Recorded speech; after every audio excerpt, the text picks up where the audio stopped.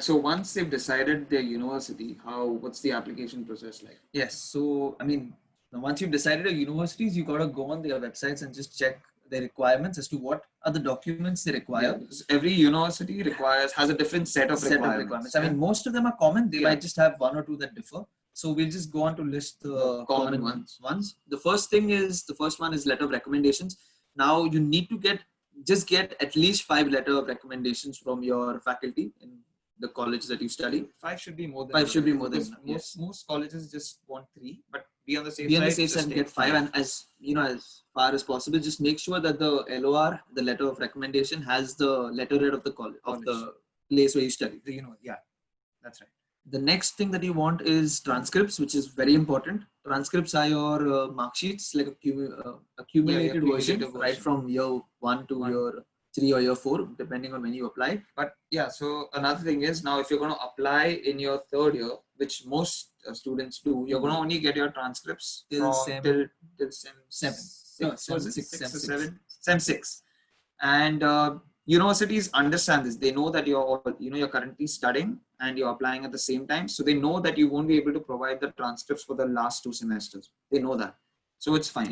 Yeah. So you can, depending on the university. For example, we had to, out of the 4, we applied to 4 universities, and out of the 4 we applied to, one of them wanted the transcripts physically, so we had to a hard copy. So we had to mail it, FedEx it all the way to Canada. And the other 3 required an emailed version, which we had. So it depends on the university. You should have a soft copy and a hard copy. So depending on what they ask, you can just send that. Yeah, that's the transcripts. The next thing that you require is very important, and it's the statement of purpose. Now, what is the statement of purpose? Yes, a lot of people have told me that the SOP is the game changer. You need to have a really, whether you get admission or not, depends on the SOP. That's true. You need to have a really strong SOP, and the SOP is basically something that convinces them that they should give you a chance to attend. If I put it in simple words, an SOP is basically a story of your life. Like, you just gotta start and just tell them your achievements and why is it that you want to pursue masters in that field and in that university. That's basically what the SOP consists of. Yeah, that's okay. And that being said, the next thing that you require, of course, is some entrance exams. So it could be TOEFL or IELTS for the English exam, and GRE. Now, GRE in Canada is optional. It depends on the university. Yes. Most universities only require IELTS. Or TOEFL also works, but everyone prefers IELTS here. And some universities may say that it's compulsory to do a GRE. So you're going to have to go to their website and then decide. And then you can give it on time. I mean, the difference, okay, now for TOEFL and IELTS, if your university is accepting both, I think the result for TOEFL comes earlier. So that depends if you're running out of time, if the deadline for the form submission is already approaching, then it's better to give TOEFL because the result comes faster. If you have time, you give IELTS. That they accept both, but IELTS is a better one. That's a safer option. Just go in for that. Yes. And finally, another important thing is, do not go and make a list of colleges. I mean, don't keep your options as 8 or 9 colleges. Yeah, because the money for per form, every application form costs money, and it's about 4,000 rupees, 4,000 to 5,000 or 3,000 to 5,000 rupees for one application form. So if you take 10 colleges, that's going to be really expensive. Yeah. So just keep it to 6. 6 is a good number.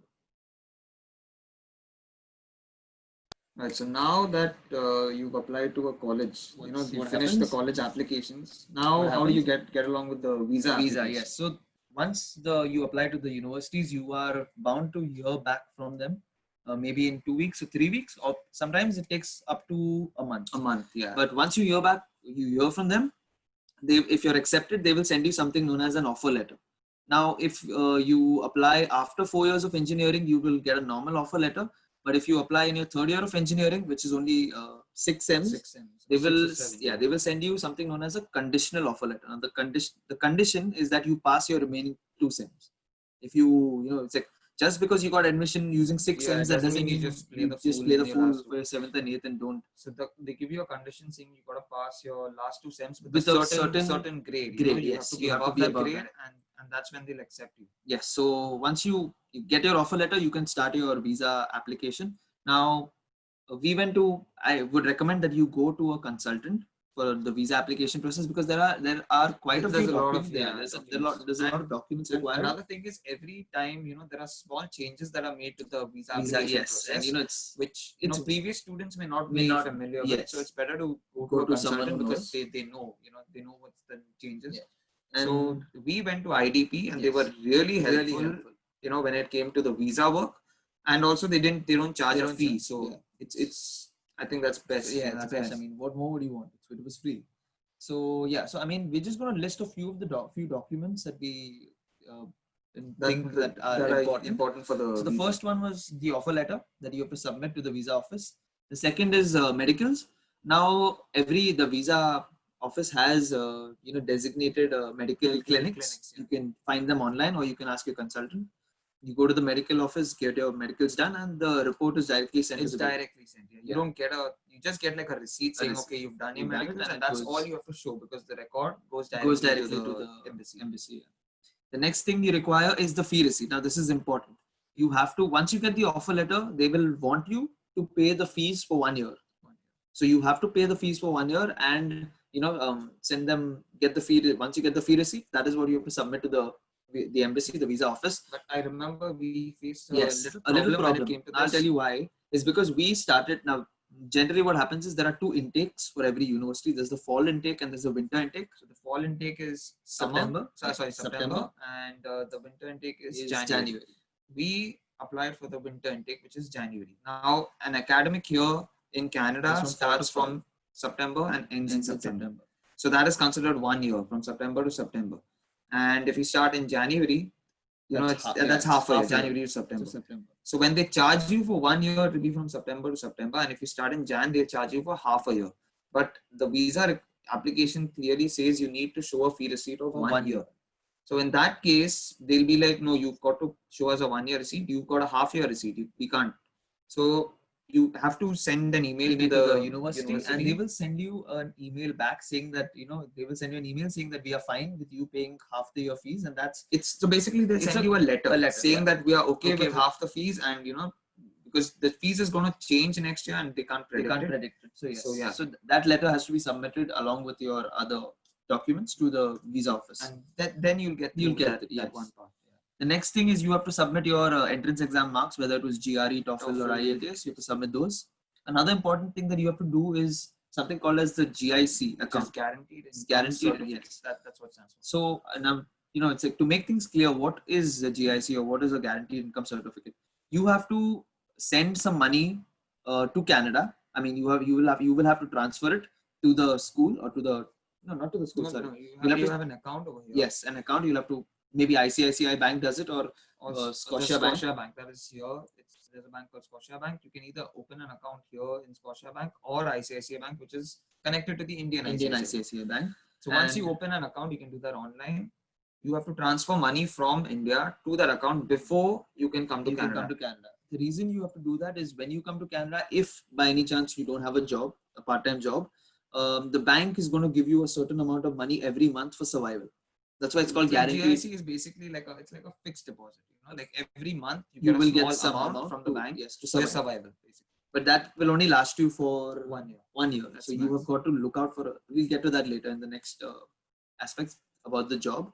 But yeah, so GIC, once you transfer the money, you will get a receipt saying that you have transferred the GIC money, and you've got to submit that receipt as well. So it's really people find it a little difficult, to transfer the money. It's actually really simple. Very simple. You just have to go to your bank, and there is some organization known as Western Union that is is responsible for transferring money using a currency exchange. Yeah, they convert it. Or you could directly tell your bank to, depending on the current rate of the dollar, you can just they'll convert it and they'll send them, because you have your account number for the Canadian account, and they'll just directly transfer the money into that account.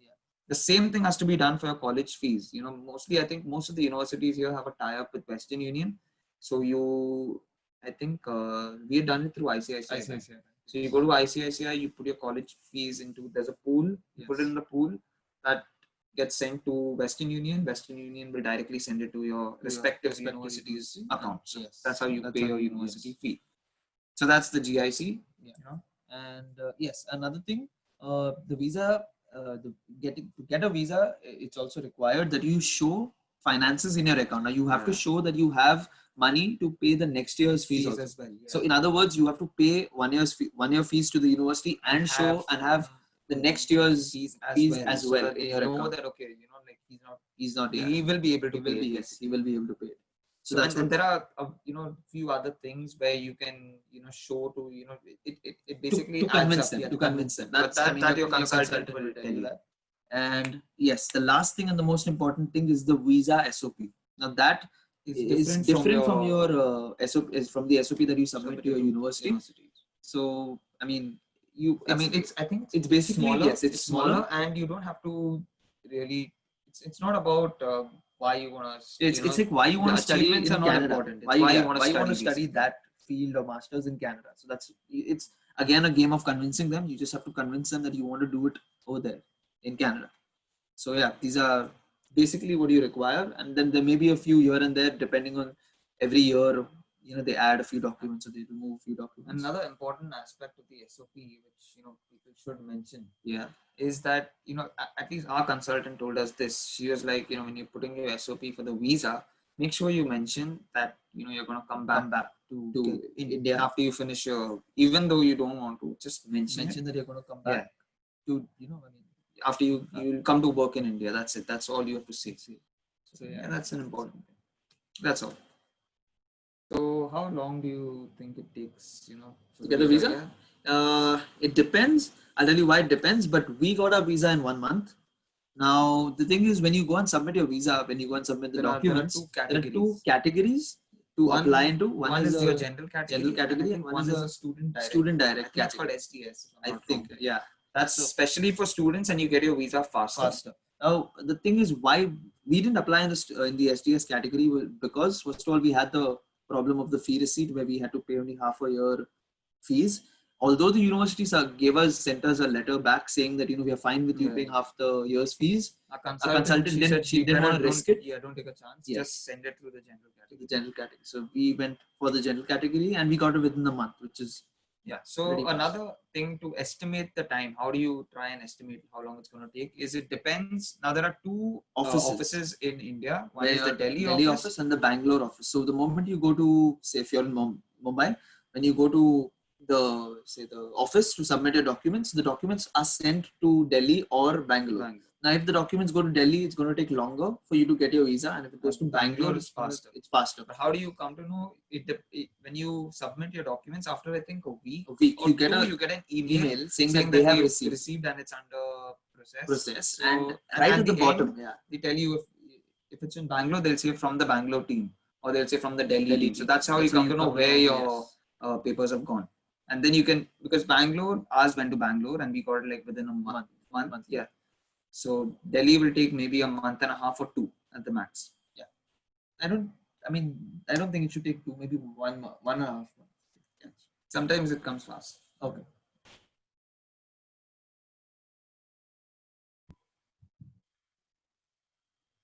Right. So now that you get your visa and all, book your ticket, fly to Canada. Yeah.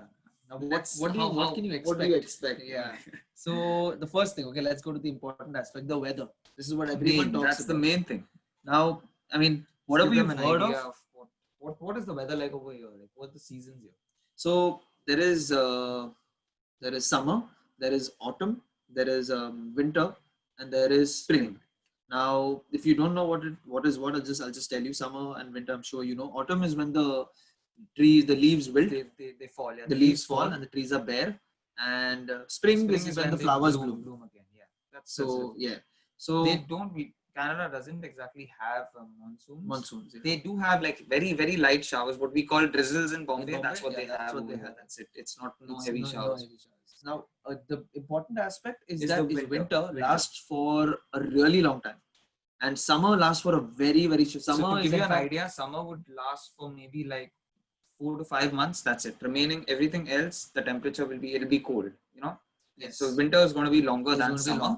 But a lot of people are afraid of of the Canadian winters. They hear the temperature and they are afraid if they can, take it on. And a lot of, even before we could come, a lot of people try to scare us. Like, oh, it's so cold, and how are you going to bear it? And no, nothing like that. Nothing happens. So the thing is, it is cold. Obviously, it snows. The temperature is in negative, but the advantage is that everything, including the bus stops, the buses, the shops, everything has a heater. It's all heated. The environment is controlled. So the only time you'll be exposed to the cold is when you're going from point A to B. Like when you're going to catch the bus, if you step out of your apartment and you walk till the bus, that's when you're exposed to the cold. Or you're going from one building to another, that's when you're exposed to the cold. That's the only time. Otherwise, you're not exposed to the cold at all. So you'll be absolutely comfortable. Secondly, you will be covered, right? You have layers, right? You have thermals and then your normal clothes and a jacket. So maybe like 3 or 4 layers already. That's enough. You'll not even feel the cold at all. The only place you feel the cold is on your face because it's not covered. But it's not much. It's bearable. You can bear it.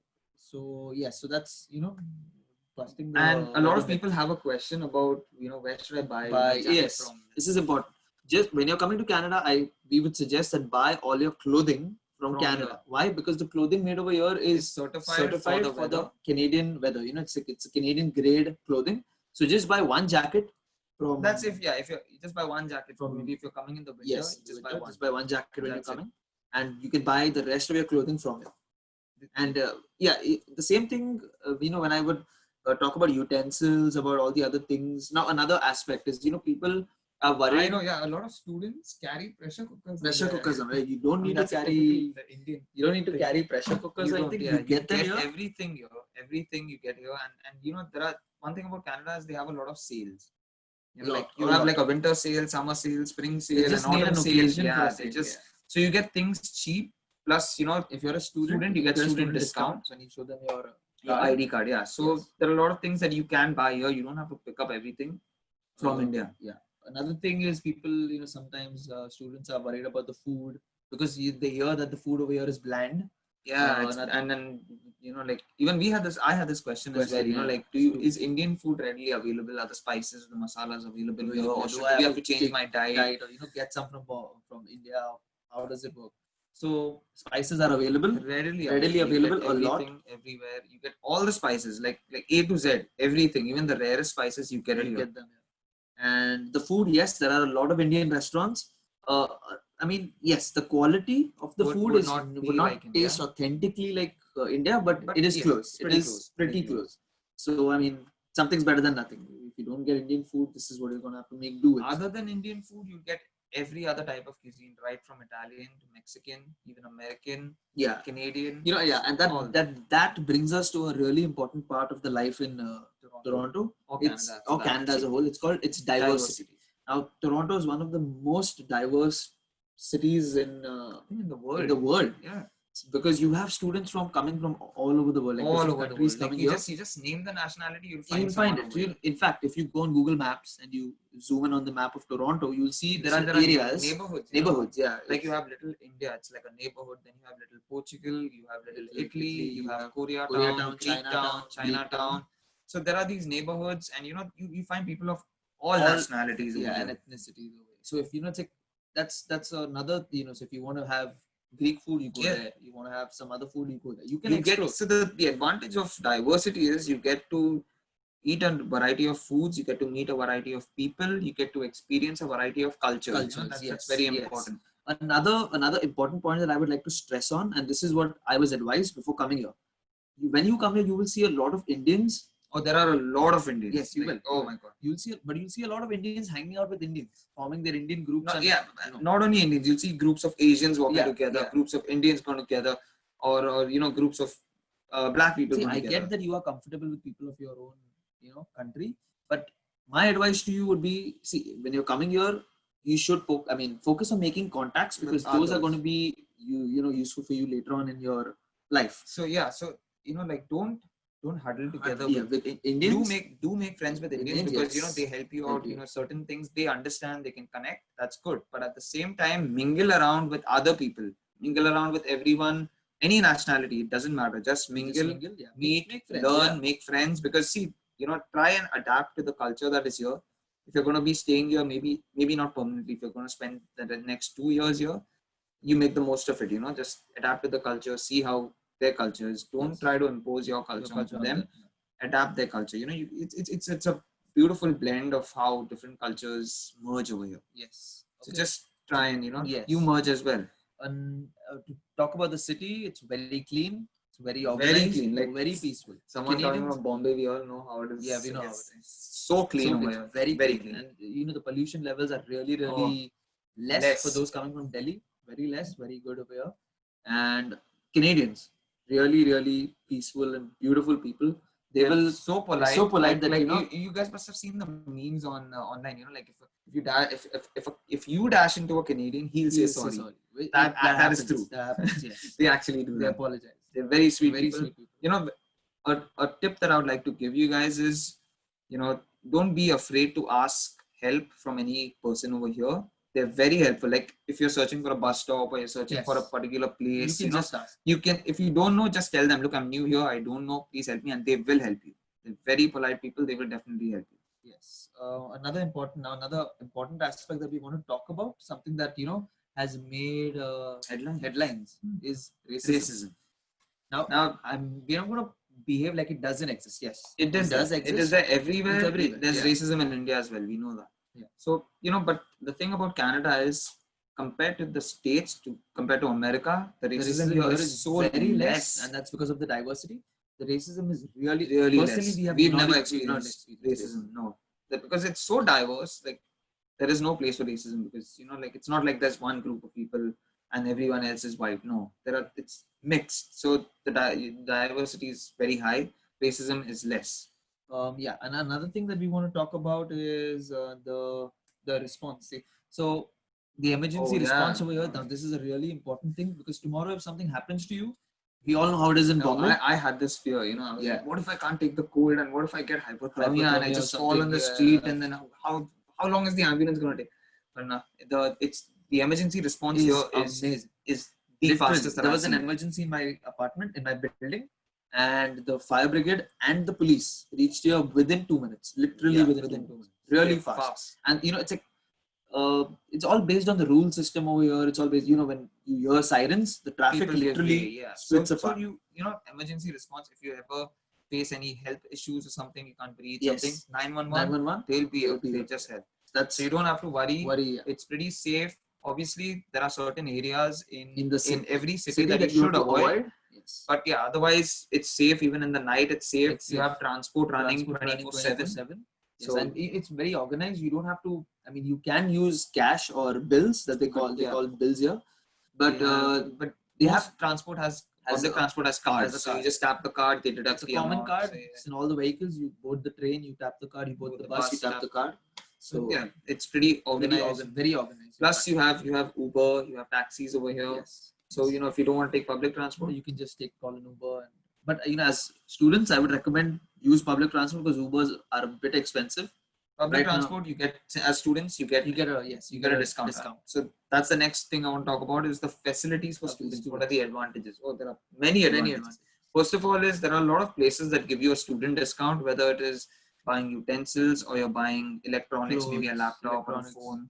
Or you're buying Apple products, you get a lot of discounts for students. Then clothes, you get discounts, or maybe you go to stationery shops, you get discounts for students.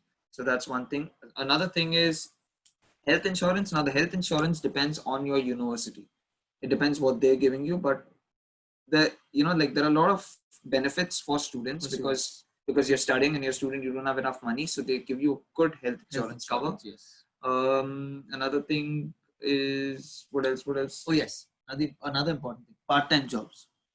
When you come to Canada, you have to be prepared to do a part-time job. In the sense, unless your parents are okay with funding you. Yeah. Which I don't know how many parents are comfortable with, but yes, we do a part-time job too. It's not as expensive as the States, but it is still expensive. Like the rent is expensive over here, especially right now the dollar rate is high. So if your parents are going to keep sending you money from India, it's gonna be too expensive. It's gonna mount, yes. So you have to very work. easy. It's very easy to get a part-time job here. There are a lot of fast food chains. There are a lot of restaurants, a lot of grocery stores, there are a lot of students doing Uber Eats delivery. So you just have to buy a cycle, and you can, you get the Uber Eats bag and you can become an Uber Eats. Oh, and then delivery over guy. here, there's dignity of labor. So, Yes. So it doesn't matter whether If you're a a security guard, guard if or you're a delivery guy, it doesn't matter. No one bothers. It's not like India. So you gotta, like, just push your ego aside and just do it because you need the money and you get a good pay. It's just to pay the bills, and it's like the minimum wage over here is $14 an hour. Yes, there are certain places that pay you a little lesser, but make sure you go to a place that gives you like a $14 at least $14. So that's the part-time job thing. If you want a full-time job, you actually until you finish your education, you can't do a full-time job. So you gotta you can just do 20 hours a week. That's the limit for a student in Toronto. You can just do 20 hours a week. International students, 20 hours a week. Whereas when you have your vacation, like a summer vacation, you can work 40 hours a week. Like because you don't have any study at that time. But you've got to check your university rules, because some universities do not allow to work for 40 hours during vacations. Yeah. So that's the part-time job. But now, what happens when you finish your education and someone wants to work here? What's the job scenario like over there? So it's once you finish your graduation, you can apply for. You have to apply if you want to work. You have to apply for something called as the work permit, because currently you're studying in Canada on a study permit. So, and as far as I know, the study permit is only valid for 3 months after your graduation. The moment you finish your so basically course, 2 years, 3 months is the valid. 2 years, 3 months. You yes, finish is your the valid. Course and you just got 3 months. You got 3 months left. So, the moment you finish your course, if you want to work, immediately apply for the work permit. It takes about 2.5 months. To get your work permit. And even if, like, for example, even if your study permit expires, as long as your work permit is in process, they won't deport you. You're fine to stay there. Once you get your work permit, now the work permit depends on the duration of your course. If you do a 1 year master, you will get a 1 year work permit. If you do a 2 years master, you get a 3 year work permit. And the work permit allows you to work a full-time job, and you can stay as well. You can stay. So now, currently, because of COVID, the job market is down.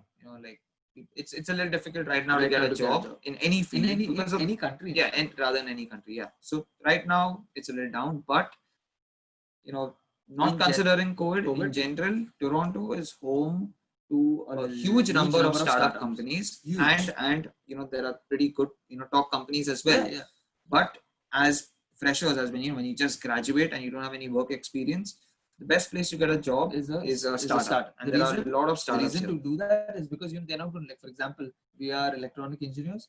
Now, if I go to a startup, they're not only going to restrict me to electronic engineering the job of an electronic engineer. They're going to maybe tell me to do accounts, so they're going to tell me to do something. No, yeah, I mean, they're not going to push you into commerce, but you will get multiple responsibilities. Yes. So it's like you will, you diversify into a lot of things, and you can grow. Like, the reason for this, for him mentioning this, is like, now once I get out of I graduate, now, like, let's take an example of VLSI. I'm going to design chips, but within designing, there are people who do troubleshooting, there are people who do fabrication, there are people who do the chemical engineers, there are those who do the designing. What is it that I want to do? How do you know? No, yes. So like in a startup, you can get the chance to do all of them, and then narrow it down. Then you'll be like, okay, I like this, or this I don't like, and this is what I like. Exactly. So then when you're satisfied, okay, now I've learned enough, and I want to move on to a top office.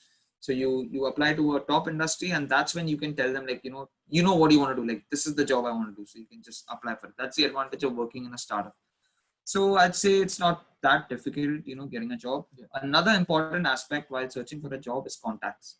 Yes. You need to have contacts to get jobs in better places. A good way to make contacts is obviously make friends. Yes. I have a friend. If I have a friend who's working in a top company, good, he'll recommend me.